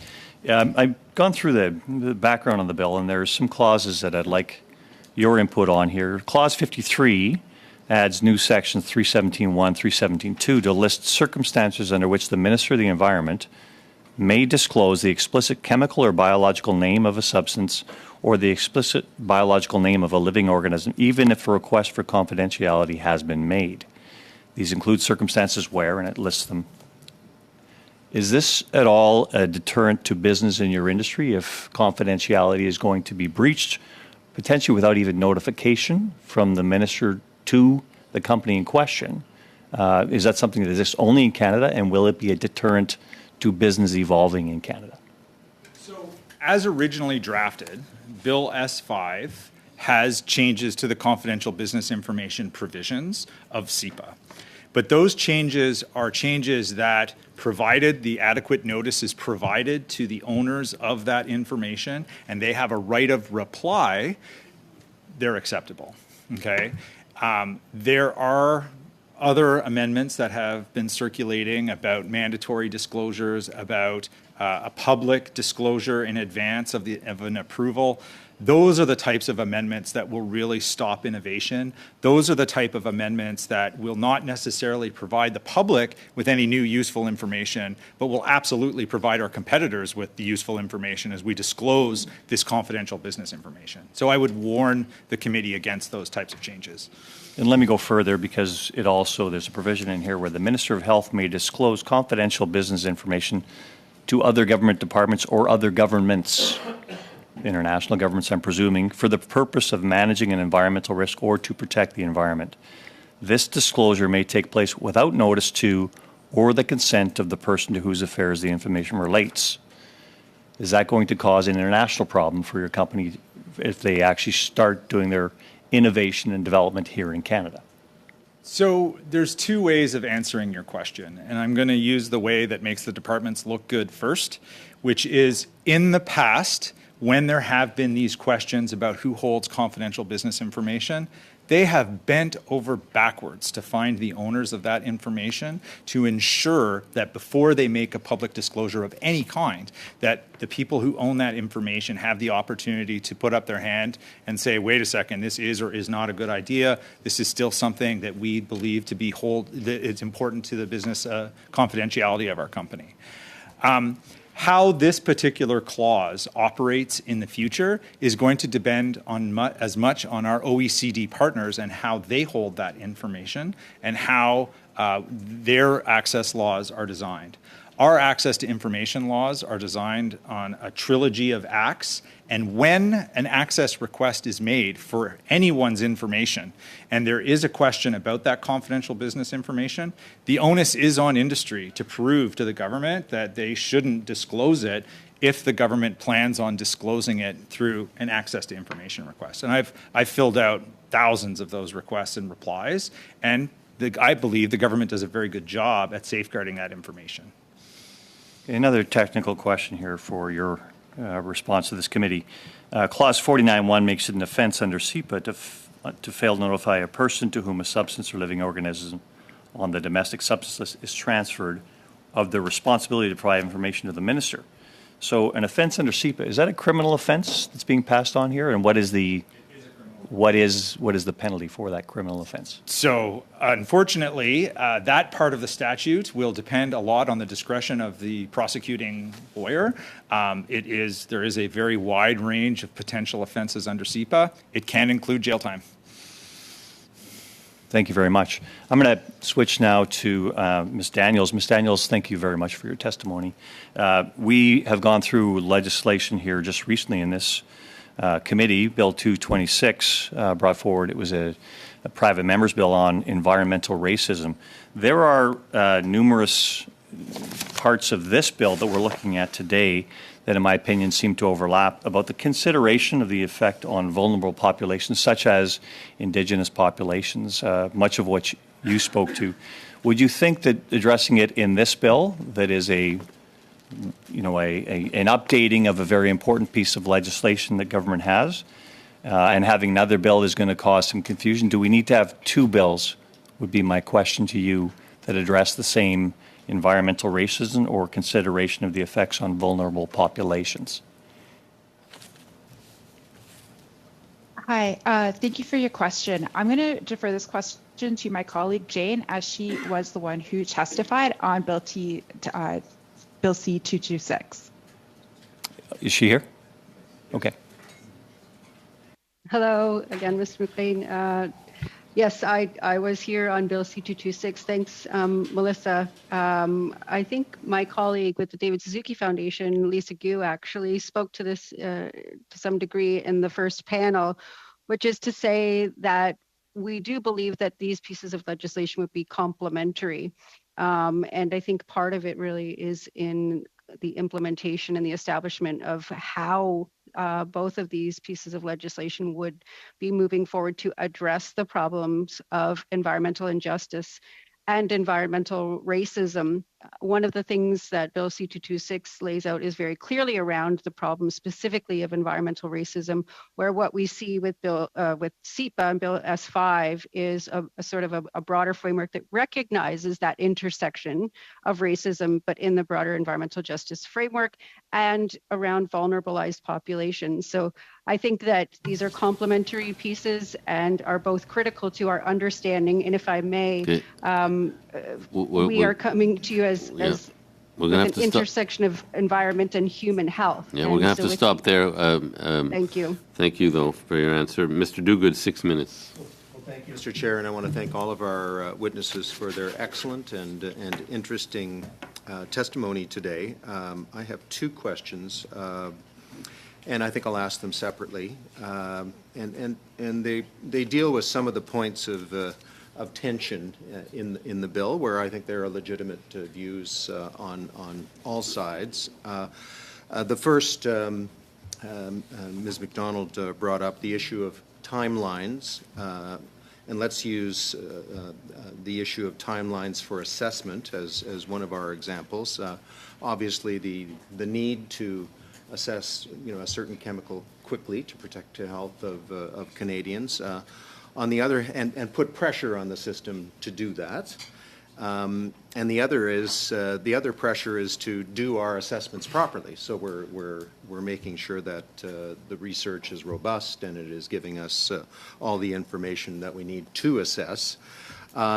Another issue would be resourcing these processes, which government often doesn't do properly, which cause delays. But I wonder if there's even perhaps an agreement among industry and the environmental community on this issue, where there might be timelines set, but there might be a bit of a safety valve so that that appropriate research can take place. So, whoever wants to go first.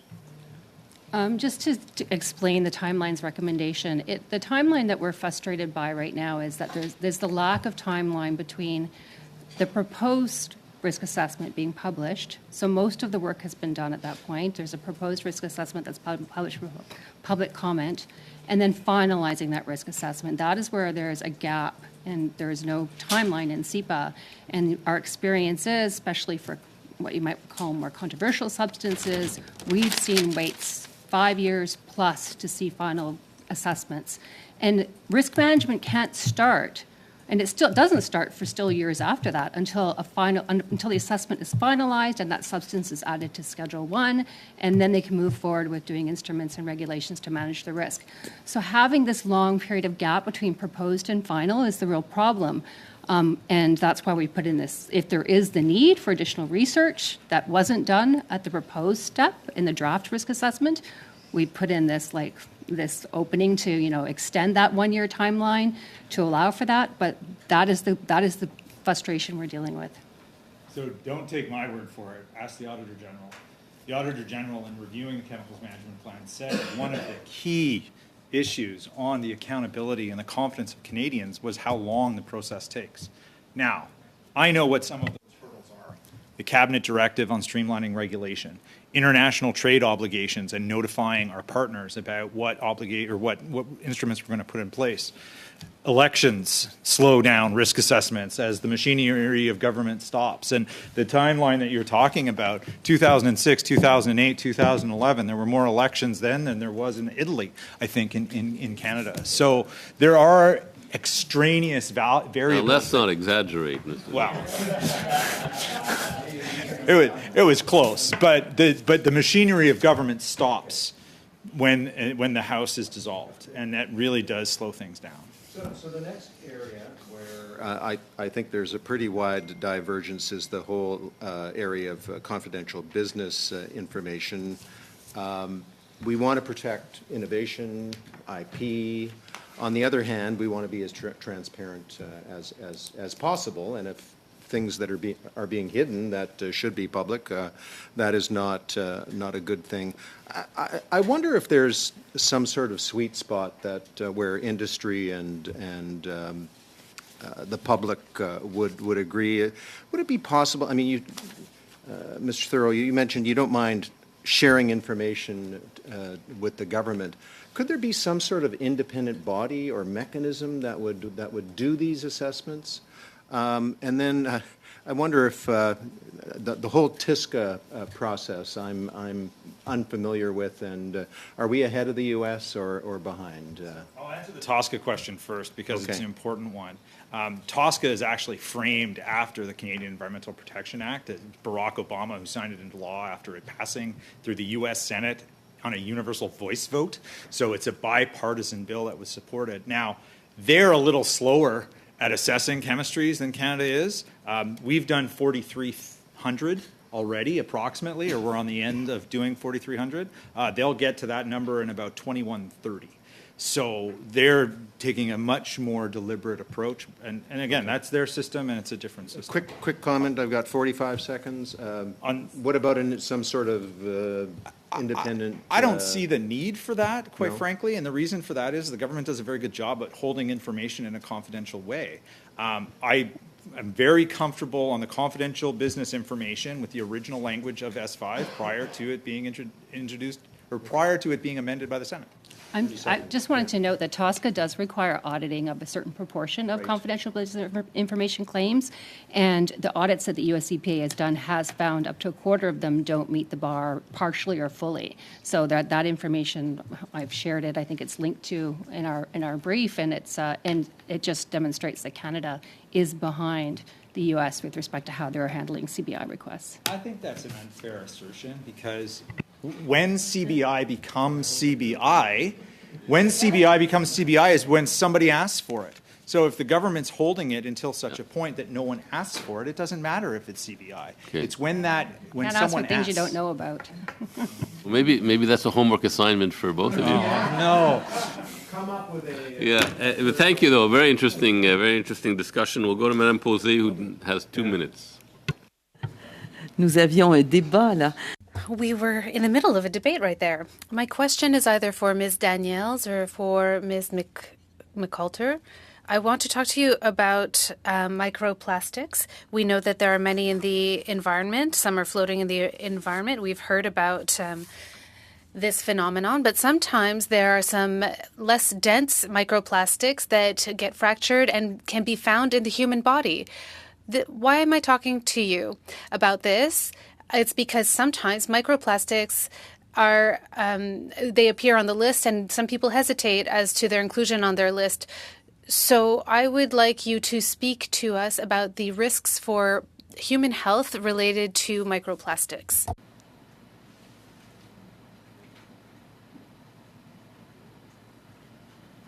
Jane, would you be able to take this one?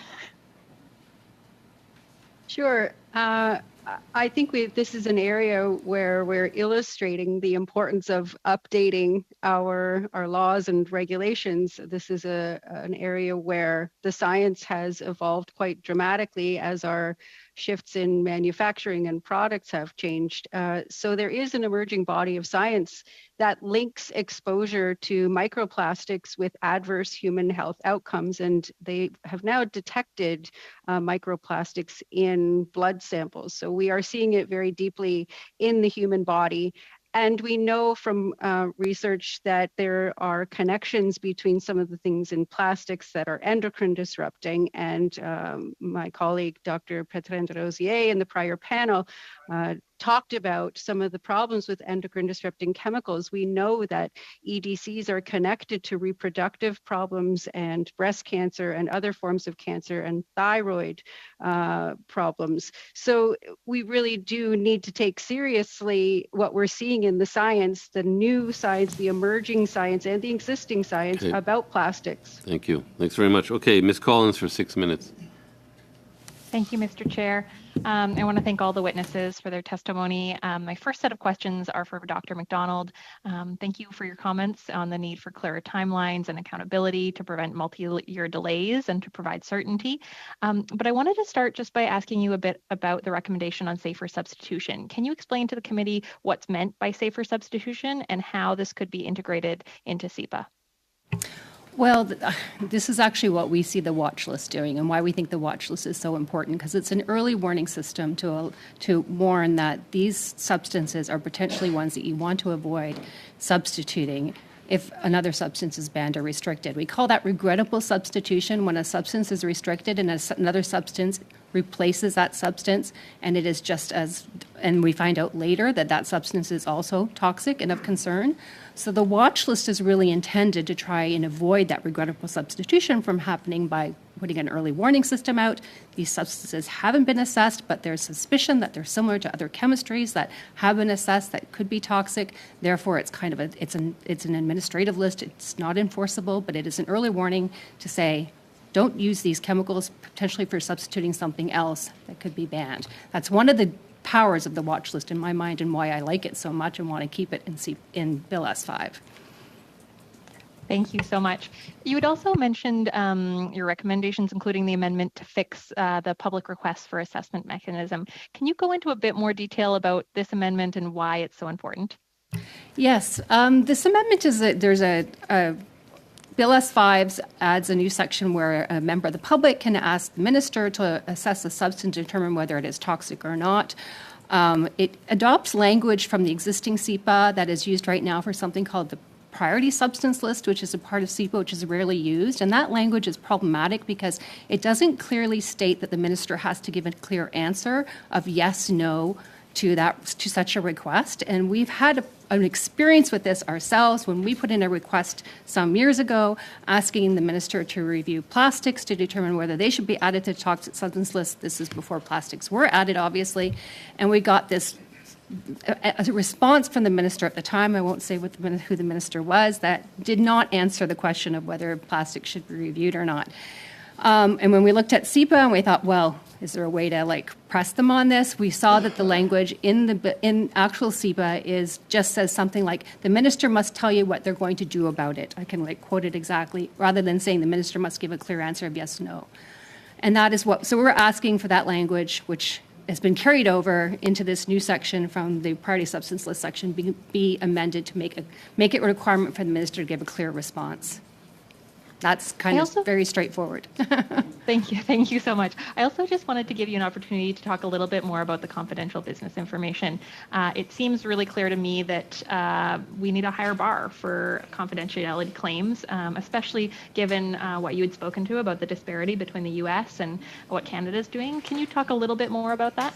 Yeah, we see Canada as behind in terms of not actually reviewing these. These are accepted. S5 adds the requirement to provide reasons, but there's no requirement in S5 for the minister to actually look at these or a minister's delegate to actually look at these and determine that they truly are do meet the bar for CBI. So we are simply saying that they must be reviewed and determined to be confidential, and we're calling this a bit of a reverse onus because we're putting this task on the lap of the minister to say you at least have to look at these CBI claims and determine that they are, in fact, meet the bar of what should be held to be confidential.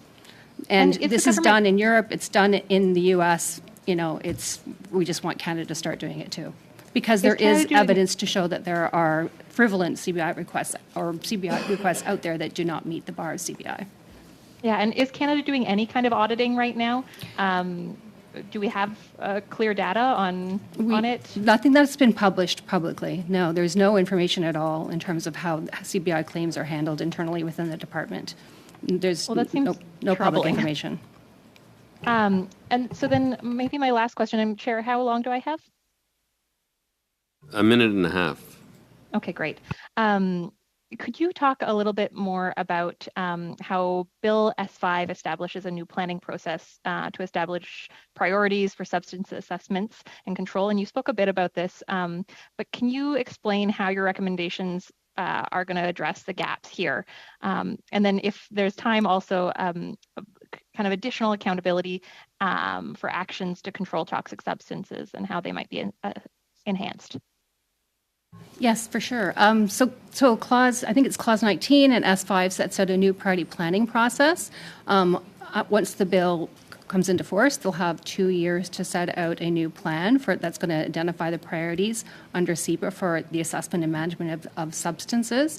There's consultations involved and so on, but the bill does not actually say anything about how that plan is going to be updated, if the plan will be renewed, how new substances that may come in through the public request mechanism, for example, will be added to that plan. So we see the need for that priority planning section to have clear timelines with respect to like substances when they publish the plan, that there's going to be timelines attached to it, so we have a little bit more accountability and certainty with respect to how the plan is going to roll out.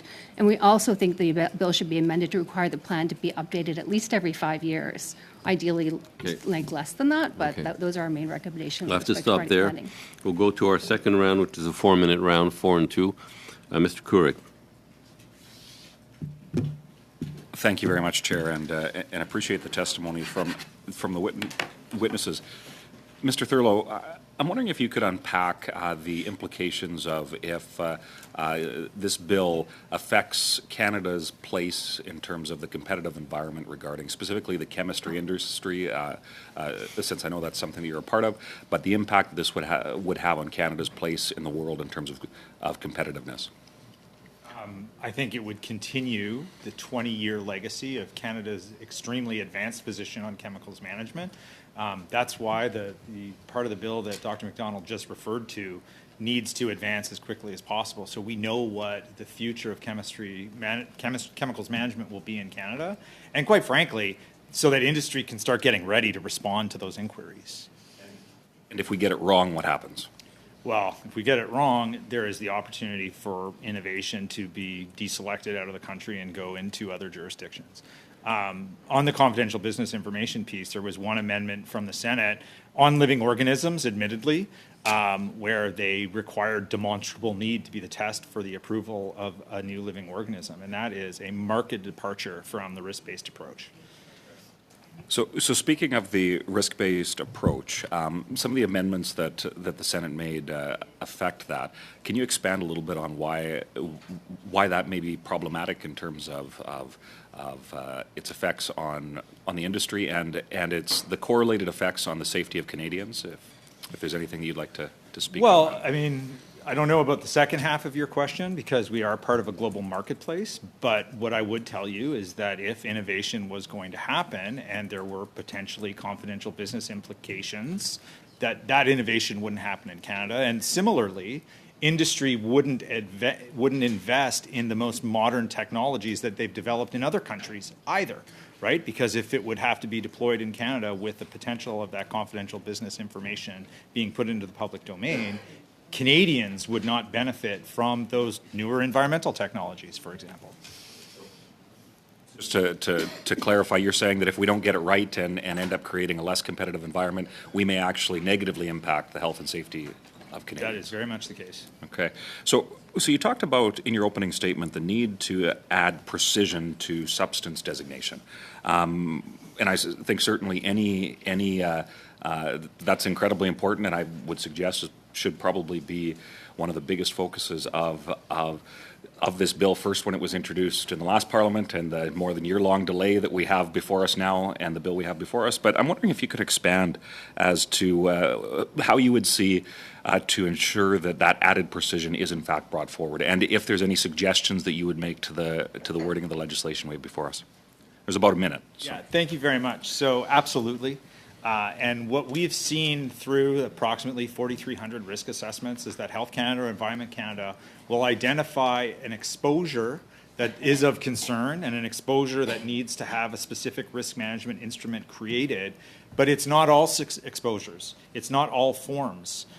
Like whether it's a dust or whether it's a rock, whether it's a certain chemistry and the formulation of those chemistries, they don't always have the same risk for exposure because of their bioavailability.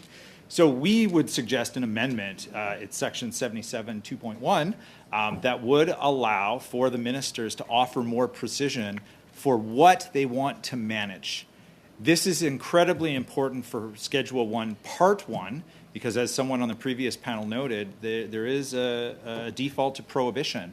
And if we're going to be prohibiting substances, we want to make sure we are limiting that prohibition to the substance of concern. Thank you very much, Mr. Thurlow. Go to Mr. Weiler for 4 minutes. Thank you, Chair, and appreciate all the witnesses being here today and just their tremendous expertise that they bring to this subject. And I also just want to recognize the work that one of the former members of this committee did in the 42nd Parliament in Will Amos, and the work he did both prior to being an MP and then as part of this committee. But my first question goes to Dr. MacDonald. The Senate Committee on Energy, Environment and Natural Resources in their study noted a concern coming out of their work that the right to a healthy environment cannot be protected unless it's made truly enforceable, and that the procedural and technical requirements of Section 22 of SEPA might make this right unenforceable. And I know that there has been about 20 years since that section's been used. So I was wondering if you could I was hoping you could give some advice to this committee on what we may be able to do with the sections of the bill that's opened up right now to have that right be more enforceable. Well, that's a tough one because we did have recommendations that we had put forward pre-bill with respect to Section 22, actually Section 17 to 22, in case the bill actually did open up those sections. So that's where my focus has been. But I think there may be opportunity through the implementation framework to look at some aspects of how we could build in some quasi-enforcement. There's a 2-year time frame to develop an implementation framework with respect to the right to healthy environment. I think looking at ways to have some kind of an complaint or enforcement mechanism through that may be something. But I really would encourage the government to look again at Section 17 to 22 of SEPA and go back to some of our early recommendations pre-bill on how to strengthen those sections. Like disconnecting the requirement for an investigation before bringing in an environmental protection action was one of the recommendations. Removing some of the cost barriers to a citizen bringing an enforcement action under Section 22 would be another one. And also removing the idea that the environmental protection action can only be brought when there's a significant highly significant risk, I think is the term that's in the Act now. And actually that was a recommendation that the department had made in their earlier discussion paper, is to remove the word significant and just say when there's a risk. And that was, for some reason, not followed through in the bill. So I didn't answer your question directly. I went back to Section 22, but I still think that, maybe the future bill could help address those issues with respect to 17 and 22. Some points that are very well taken for both on the implementation plan and for future revisions of this bill, if ever. And there are other aspects, other divisions or parts of this bill, rather, that I would like to see opened up as well when we're talking about disposal at sea. For instance, that's a big issue in British Columbia. But we'll have to cross that bridge when we get there. Yeah. But maybe my second question for you, Dr. MacDonald, is that Canada is one of the few developed countries in the world that doesn't have mandatory ambient air quality standards. And I'm wondering if you had any suggestions as we're contemplating this bill today about how we might be able to integrate some of those types of standards within the right to a healthy environment. That's a great question. I'm really interested in it as well. But 30 seconds, if you could do it in 30 Yes, seconds. we do have a recommendation in our brief that specifically that the implementation framework should include a requirement for the minister to take action when a Canadian air quality standard is exceeded to try and address that issue. So working it in through, once again, the implementation framework of the right to healthy environment is how we see that there could be some action taken on air quality given the lack of national enforceable air quality standards. Thank you. Merci, Madame Posé. Thank you, Ms. Posé. Thank you to our witnesses. Dr. McDonald, I have a question for you. We've talked about transparency with you for some time. It's a fantastic concept, but sometimes it's difficult to implement.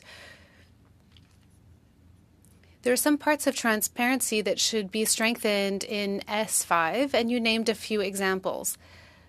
I'd like to bring you to the title of the schedule. Before, we used the word toxic, and that word has now been removed, and that's concerning to us. What do you think? Yeah, that's a loaded question. It's an interesting question. I was initially concerned when I saw that too, but then when I went back and look at the Act and I look at the bill, everywhere that they talk about Schedule 1, they still refer to it as a list of toxic substances throughout the legislation. So that hasn't changed in terms of how Schedule 1 is described. It is still described throughout CEPA and in S5 as the list of toxic substances. So removing the title from the schedule doesn't have any. I'm not concerned about serious legal implications of removing the title, and that's kind of where I've landed on that question. Merci. Alors, Thank you. Now, can you tell us which parts related to transparency should be strengthened in S5? Well, I think we heard Cassie Barker speak earlier to the issues around labeling. That's one big piece of transparency. We've talked about having a reverse onus system where the actual confidential business information requests are reviewed by the minister or a delegate to ensure that they are, in fact, do meet the bar for a CBI. Those are two pieces for transparency. Publishing things like timelines under the priority planning as well as under the risk management plans is something we've also requested to be amended to ensure greater transparency. So those are, I think, 4 examples I can pull out on improving transparency and reporting. Thank you, Dr. McDonald. Ms. Collins for 2 minutes. I have a question for Mr. Thurlow and a question for Ms. Daniels. First, just really briefly, putting aside some of the other pieces around the confidential, the CBI, just on the question of whether or not the government should be auditing, would you support the government doing a similar kind of small audit, like in alignment with what the U.S. does? I'm not sure that I agree with the underlying assumption that says that they're not doing these audits. I mean, access to information requests are conspicuously published on the government website, and those are audited by Canadians. So just on the CBI, on the rationale, if they aren't auditing, would you support some provision to create an audit in alignment with the U.S.? So just a yes or no. I can't answer that question because the underlying premise of the question is incorrect. Just because we have a trilogy of acts that applies to all confidential business information. I do want to ask Ms. Daniels a question. So, Ms. Daniels, could you talk a little bit about the cumulative impacts, the cumulative effects, and the lack of planning requirements, and specifically what impact that has on Indigenous communities, and especially in the work that you've done as a nurse? Hi, thanks for the question. My connection is becoming unstable right now. I'm in the Northwest Territories, so I'm going to defer this to Jane as well, because I'm sure I'm going to lose connection momentarily. 30 seconds, please. Yeah. Sorry to hear that, Melissa. Yeah, I think this problem of cumulative effects is extremely important for us to consider, and it really is something that's illustrated in the concept of vulnerabilized populations, because what we see is these combinations of effects, combinations of exposures, and these differ for different populations. So when we're thinking about the myriad of exposures that we have, some of them are not in our control, some of them are, but for many people, there are not things that are in their control. So when we are looking at assessments of substances and whether they're toxic and whether we need to be reassessing or substituting, this concept of cumulative is really important because these combinations have an impact on human health. Thank you. Mr. McLean for 4 minutes. Sorry, how much time, Mr. Chair? 4. 4 minutes, okay. I'm going to ask a question here. Ms. McDonald, you and I haven't been able to discuss this yet today.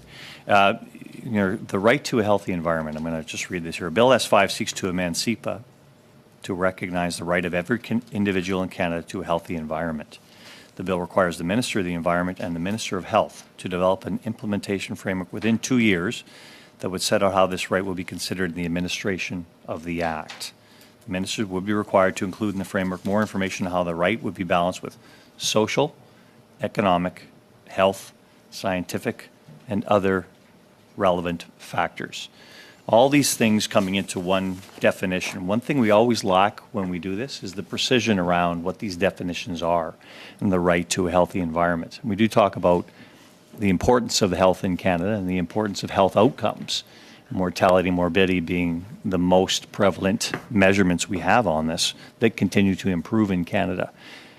Given that if we're going to leave this open for some kind of interpretation that isn't in Parliament, which is our job here, in my opinion, to get precision on this, and it's going to be left open to the courts, are we opening up a 10-year process in the courts of trying to find out what definitions of such things as healthy environment and how those balance against social and economic and science and other relevant factors? Is that something that we need to consider in the mix here as far as getting it nailed down ahead of time?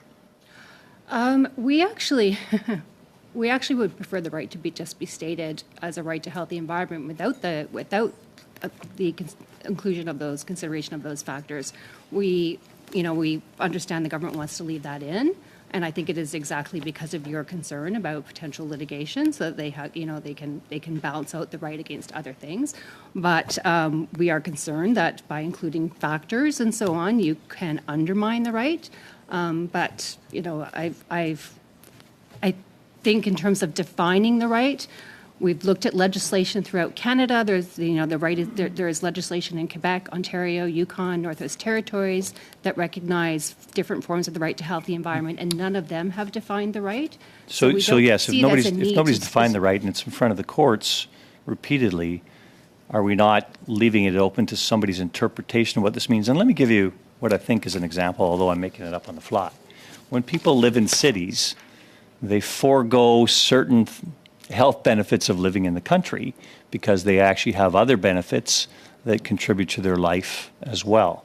And everybody makes these trade-offs on a daily basis. Everything we do is a choice or choices that we make to do what we think makes our life better when we have those choices. Given that some of these choices are going to require progress on so many issues. Some of that progress is going to require new chemicals that actually will lead to a more fulfilling life for 99.9% of Canadians, for instance. Does that necessarily put the 0.1% of Canadians in a position in a court where they can say this leads to a worse outcome for society because a small percentage of us are affected badly by this? When CEPA regulates chemicals, it doesn't do it writ large for all the uses of the chemicals across the country. It focuses it on the risk. That's why it's a risk-driven piece of legislation. So if it's going to regulate a new chemical because of a risk, it might only be one aspect of how that chemical is used. So yeah, we're not talking about CEPA here. We're talking about the definition of a healthy environment and how it applies in a legal perspective you were giving me an for people. example of a chemical, so I was trying to respond in terms of how it works. I will point you to the language in the bill actually does say subject to any reasonable limits, which is really how a court would interpret the right anyway. So that is written into the legislation that does recognize that the right is not is not that there are limits to any right, including the right to healthy environment, and that is right in the duties section of Bill S5. Thanks. That's a very interesting philosophical discussion. No, seriously, it's a very interesting debate. Mr. Longfield. Thanks, Mr. Chair. Maybe I'll bridge from your comment that it is a very interesting discussion. What I'm listening to throughout today is looking at what this bill can achieve potentially. But I'm also thinking there are other acts where other things are done better than they could be done under this act. Labeling has come up, and I was thinking about Health Canada and all the work Health Canada does on labeling as an example around food. Maybe, Dr. McDonald, could you maybe talk a little bit about the best act for some of these things to happen, and whether that's a consideration we should be keeping in our minds as we look at SEPA? Yeah, there is a concept in SEPA called the Best Placed Act, actually, which recognizes that sometimes SEPA is not the best place to take the regulatory action. It might be better under the Food and Drug Act or cosmetics regulations or somewhere else, Canadian Consumer Product Safety Act. So SEPA might be the piece of legislation that will assess the substance to determine what risk management might need to happen, but that risk management could well happen elsewhere. And I think that is what you're speaking to, is that it's not always SEPA that needs to be the piece of legislation that's regulating. And that's I think, some of the perspective I was looking for. And not to excuse the work that we're doing, because we have a lot of work to do and we have to roll up our sleeves on it. Mr. Thurlow, I've been listening carefully to your answers and appreciate that you're giving credit where credit is due, but also saying that there's room for improvement. When we're looking at the implementation framework, or we're looking at regulatory processes, or we're looking at the role of provincial governments in these discussions, I worry we could get too prescriptive with this legislation. And could you maybe comment on the need for having the right principles stated in this legislation, but not going into other jurisdictions? That's an incredibly important point, and I'd love to discuss it further with you at Manhattan's Pizzeria on Gordon Road, one of my favorite places. But you're exactly right, and we have officials at Environment Canada and Health Canada who are experts in this space. And if we are prescriptive and tell those officials what the definitions of things are, we will tie their hands to both new assessment methodologies and understanding different perspectives on what is or is not a health or environmental risk.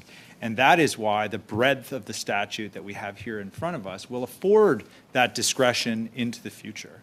And it's interesting, like I believe it was my friends at EcoJustice who talk about the last time this bill was amended, Blockbuster Video was a going concern. Exactly. And toxicology has changed, and the way that people are exposed has changed. And so that is why we need the flexibility built into the Act so that the assessors can adopt to the new science and accordingly deal with all of these new concepts. And it's interesting, all of the aspects of chemistry and chemicals management that's been discussed here today has found its way into existing Health Canada risk assessments, whether it's cumulative effects, vulnerable populations. Like, these are the things that the departments themselves have adopted into their risk assessment models. I have very little time, but Manhattan's Pizza was there 20 years ago, too. I think Tom was. So some of the good things still survive, and we have to maintain that in this study as well. Thank you. Thank you. No, this has been a fascinating discussion. I want to thank the panelists, both here and on screen, and all the members for their very good questions. So thank you. We'll end there, and we'll continue on Friday with our witness testimony as part of this study. Thank you. Thank you.